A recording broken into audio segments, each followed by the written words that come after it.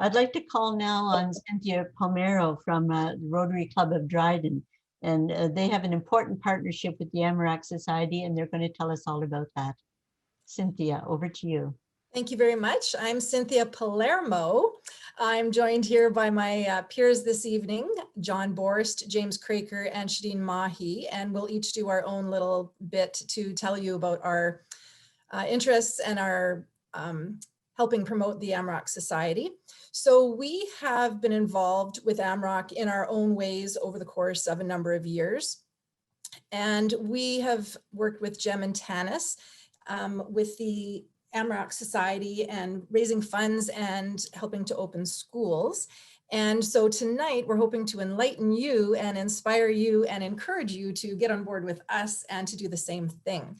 So one of the reasons why I am so passionate about Amarok is I had the opportunity to meet Jem a number of years ago, and I invited him to come to my high school where I teach, and he came and spoke to my civics and my law students. And Jem is one of the most captivating speakers I've ever met, and I just hung on every word, and I can probably word for word retell you the stories that he shared with us about how he got into the slums of Bangladesh and how he was able to basically start work there. So when I listened to him, I realized that as a parent and as a woman that I have taken a lot of things for granted in my life when I listened to the stories that he told. And one of the things I take for granted, and I think all of us do, is the fact that we actually have expectations in our lives. One of them was that I expected, because I pursued post-secondary education, that my children, once they graduated from high school, that they would do something similar, whether it would be to develop skills in a trade or go to college or university. And I imagine that all of you here tonight either had parents who had these expectations for you, or you have your own children or possibly grandchildren, and you will have those expectations for them as well, because you understand the value of an education and what an impact it can have in giving people opportunities in life. One of the other things I never doubted growing up was that I was considered equal to other people and that I had equal opportunities as well. And at no point in my life did I ever think that as a woman that I couldn't do what a man could, nor that I would be denied, have fewer or lesser opportunities to do anything that I desired. So the same applies to my outlook for my children and specifically my daughters. I live in a country where education is a right, and children, regardless of their gender or their economic status, they all have the same opportunity to go to school and get a sound education. So when I was listening to Jem, I realized how basically unaware I was of my privilege, and that I was so lucky to have parents who had high expectations for me, and they understood what my future could look like. And I had access to education, and I had equal opportunities to anybody around me. So I learned from listening to Jem that the children in the slums of Bangladesh don't really have any of those things.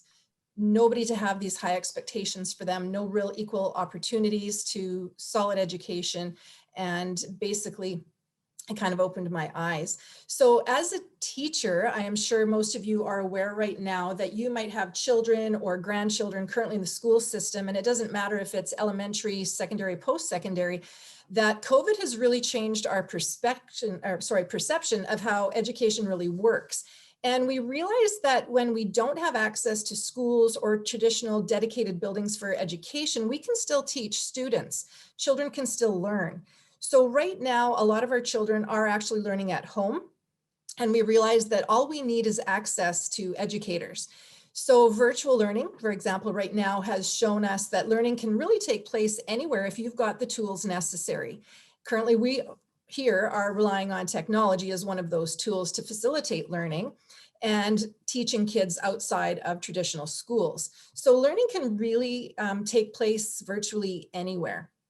So when Jem and Tanis recognized how, obviously all of these pieces are really missing in these impoverished places, that things like expectations, having equal opportunity, education, that they could actually have a chance to exist and to flourish. So I believe that the Amarok Society actually can bring hope to a place where there are no traditional schools, education opportunities, and to bring that to kids so they can benefit from life-changing education. So I have a small PowerPoint, which is basically consists of a number of photographs that Jem and Tanis and possibly Gabriel have from their visits to Bangladesh. And much of what I will tell you about comes from them. These are not my words. So I will share my PowerPoint with you, and we can take a peek at this part. And from the beginning. So on the first slide, you'll see that Amarok does have a website. If you would like to go to it, amaroksociety.org, they have a lot of information on there. There is videos, you can contact them. So I would direct any of you there if you are interested in learning more. So how does Amarok do this? So what they have done is they are defeating ignorance with the most powerful force known to man, and that would be a woman. And so basically they teach uneducated mothers how to read and write, and then they teach those mothers how to become neighborhood teachers. And so they educate their own children, they educate their neighbors' children, and they do this every day in their own homes with astonishing results. So if you teach a mother, you are basically teaching a family. And so how they do it is they will teach very poor mothers how to read and write in their local languages. They will also teach them in English because that is necessary for economic advancement. They will teach them math, they will teach them social studies. Now they will also, and this speaks to what John was discussing earlier, they will teach them life skills such as health, nutrition, childcare, and very importantly, in these places, conflict resolution. So these mothers, many of whom have never even held a pencil before, they go to school for 2 hours every day. Now they are taught by teachers who are recruited from nearby neighborhoods, and they are trained by the Amarok Society. And so some of the techniques that they use are called accelerated learning methods. They use songs, drama, games in order to teach them. Now, if you teach 5 mothers, you can actually teach an entire neighborhood. So each of these 5 mothers will go home after she has been taught herself, and she will teach 5 children. So when you do the math, you end up seeing that you have about 125 people can be taught just by starting with the investment in the 5 mothers. The teacher to student ratio is also probably the lowest that you would ever find anywhere, with 1 teacher per 5 children. That's unheard of here. So it's well known that the educational attainment of a mother has a direct correlation to the educational attainment of her child. And that is why I was letting you know that that is how I feel as well. And probably you feel and your parents, that if we are educated, our expectation is that our children are educated as well. And there's a lot of reasons for this. And one of them is that a mother will apply her knowledge directly to the benefit of her family. And when you teach a mother, a culture of education is created in their household. So by educating mothers, it also has the most immediate effect on bringing the birth rate under control. Now, also, if you educate a mother, it elevates her position in the household, and it establishes in upcoming generations that the value of teaching females and an assumption of gender equality, because that doesn't exist there. It most effectively introduces health information into the family. And also mothers who are educated by a compassionate organization will act to moderate potential extremism in their children. And Jem tells stories about how all of these illiterate young children who have no expectations of anything for a future get preyed upon by extremist organizations. Now, mothers will impart their learning directly to their families because it's in the nature of a mother to use her talents and skills to the direct benefit of her family. Now, a father is more likely to employ his skills to earning a livelihood, and that might be less effective in permanently breaking the cycle of ignorance and poverty. So when we educate mothers, they not only directly import education into the families, they establish a culture of education in their children, and they entrench the practice of learning. So if you were to educate, and they do this, but a slum-dwelling teenage boy, he's going to seek to use his educational advantage to actually escape his circumstance. But mothers tend to stay where they are. So they apply their learning to their existent circumstance, even when their education has actually led a lot of these women to become entrepreneurs. So like myself, and probably like a lot of you, an educated mother or father here, we have higher expectations. And the higher the educational level that she achieves, the higher the expectations she has of herself and of her children, and the more determinedly she will work to reach them. And mothers educated by a compassionate organization will act to moderate potential extremism in their children. Malala is an example. She said, with guns, you can kill terrorists, but with education, you can kill terrorism. And next up is James. So let me get back in here. Thank you, Cindy, and good evening to all of you. My name is James Craker, and I am co-chair of International Service for the Rotary Club of Dryden. And I would like to share my story with you of how Amarok has just really captured my imagination. I'm constantly amazed by the improbable success of disadvantaged mothers in the urban slums of Bangladesh. And as you've seen from the previous presentation, literacy is just such a game changer. Next slide, or this, oh, you're on it already. So Jim Monroe's presentation, when Cindy brought him to the Dryden High School, he just totally captured my imagination. He shared stories that wove together into a fascinating presentation of the incredible backbone of mothers to change the destiny of themselves and their families. I've never seen anyone that so completely captured the attention of high school students. It was a full 45 minutes, it may have been more, but you could have heard a pin drop. His presentation actually brought me back to a road that our family took when I was 16 years old and when we moved from Manitoba to Kansas. After high school, my dad had to stay home and work. He just thirsted for an education. He had a scholarship from the University of Manitoba. He had to work on the farm. 25 years later, he decided to make things right as he was unable to shake his itch for learning. So mom and dad loaded up 4 kids that were still in school in our family, enrolled in a small college in Kansas where my uncle was a professor. And in 4 years, my dad had an undergraduate degree and a master's in anthropology. Mom and dad then moved on to Zaire for 4 years to work with economic development. My dad completed his doctorate of anthropology in Zaire using his experience there as a thesis. My parents then moved back to Canada, and Dad continued his development work all over the world in healthcare, economic development, and schooling. But schooling was always his favorite. He felt it right to his bones. And I promised my dad when he was still alive that I would make best efforts to continue to support a school that him and mom had helped to start up and had supported financially for many years. Unfortunately, it got complicated and didn't work out. But I now heard from Jem of a literacy project that I thought would really honor my parents' intentions. An anthropologist's dream: creative, effective, low cost, empower women and unleash their force. Next slide. I've also noticed that Rotarians with enthusiasm, I've noticed how they can affect their club's interests.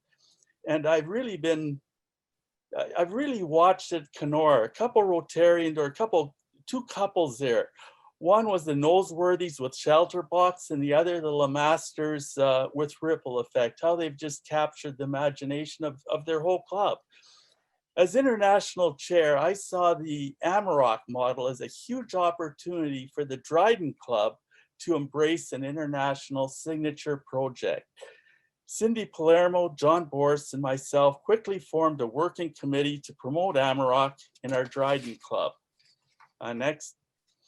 Our committee decided to raise money to sponsor a school in the urban Bangladesh slum of Cox's Bazar. The annual price tag for sponsorship, $10,000 a year. In year one, we raised $7,500 from club and private donations. In year two, we raised $12,300 with support from a district grant, 3 Rotary clubs, Dryden, Kenora, and Winnipeg Assiniboine. And last year, we raised $20,000 that was matched by a private donor for a grand total of $40,000. We got a big boost from a contribution from a charitable foundation and a successful launch of an online Christmas promotion. Next. The original name for our sponsored school was the Cox's Bazar Dryden Women's School. But I never liked that name. I felt it should be about the mothers and children, shouldn't be about us. So I asked Tanis Monroe if she would mind going to the mothers that we were sponsoring and have them choose a name for the school. And I'll tell you, they came back with a doozy, and I absolutely love it. Durbar Shakat Rotary Women's School. What does Durbar mean? It means irresistible force, unstoppable. In other words, try to stop us. So the Rotary Club of Shakat is situated in Cox's Bazar and has been a huge support, especially in logistics, to the school there.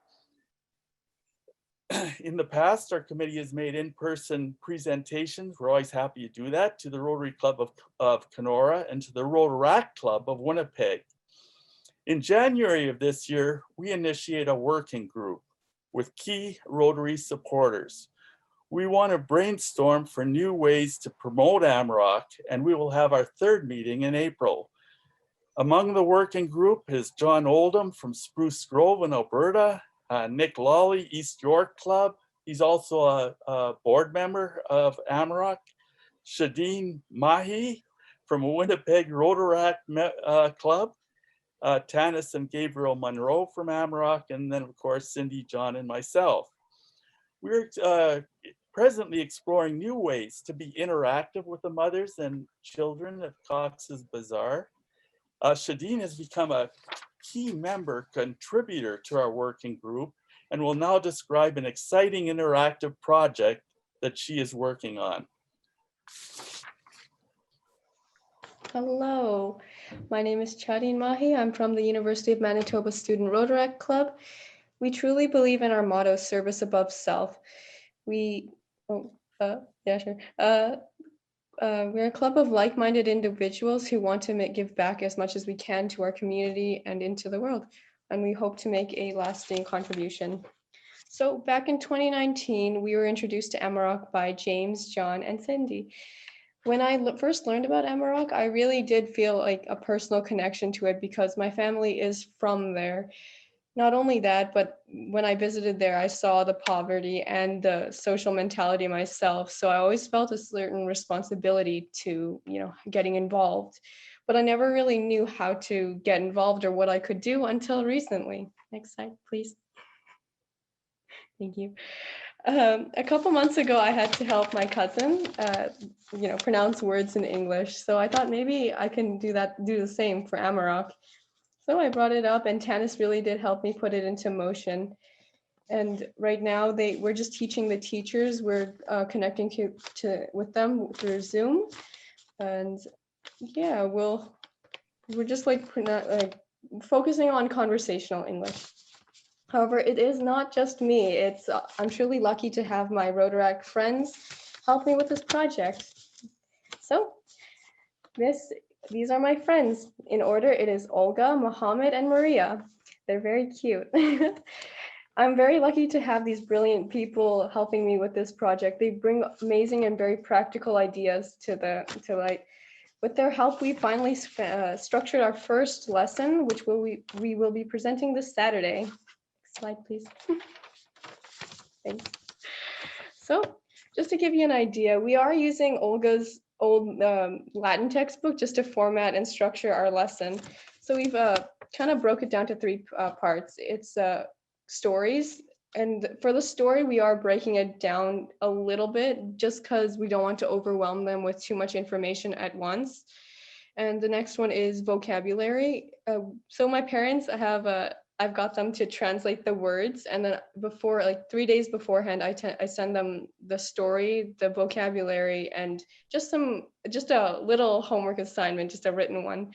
So, just to help them and understand what we're going to be talking about in the lesson. And lastly, we do have questions in the lesson. We are focusing on engagement questions just so we can get them talking. We want them to talk as much as they can to build their confidence. And in addition to building that confidence, I've also started like a little side project where I've partnered the Bangladesh teachers with members of Rotary, just so they can, talk a little bit about their day, like just a small sentence or two, just so that they also feel comfortable with us to talk, and so that they don't shy away. And yeah, we are doing it over WhatsApp, so that helps a lot too. Please. Thank you. Okay.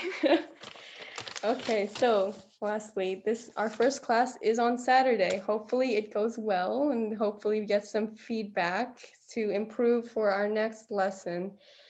And yeah, if you guys have any ideas at all, maybe you have like something that helped you out when you were young, we'd really appreciate any help that we can get. I just want to say thank you to Gabriel and thank you to Tanis for all your help. We really couldn't have done it without you, as well as the Bangladesh coordinators. And yeah, thank you for your time. Wish us luck.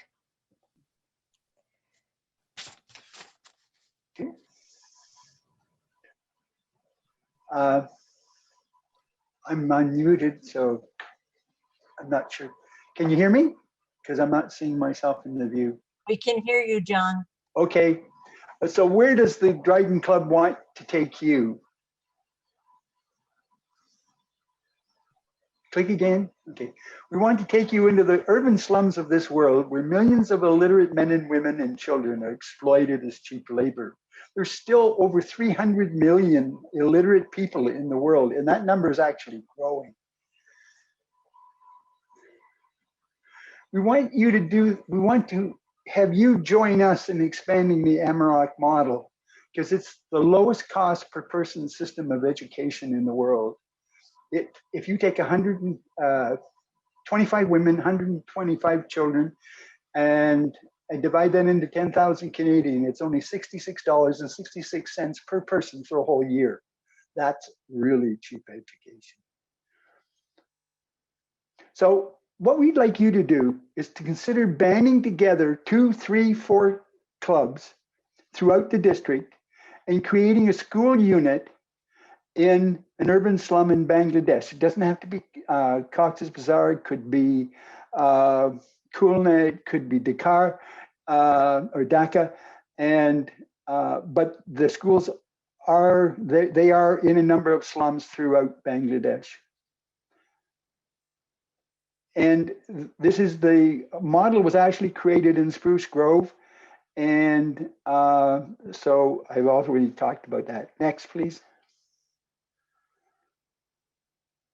We want you to also join the consortium of small clubs that we have started with Spruce Grove, Dryden, East York, University of Manitoba, Rotary, and Amarok. Because over the last 6 years, 22 Rotary clubs in Canada and the United States have made multiple donations over those years. But another 77 clubs have made a one-time donation since 2014. One of our goals is to get in touch with all of those clubs and invite them to join us so that we can use the power of Zoom, we can use the power of technology to work together to build a financial model that can expand this kind of program considerably, and we can get many more people educated. So thank you. I'll turn it over to questions. And oh, there's one more slide, sorry. We'd like you to also we'd like to make a presentation to your club. James's address is here, and he's our leader.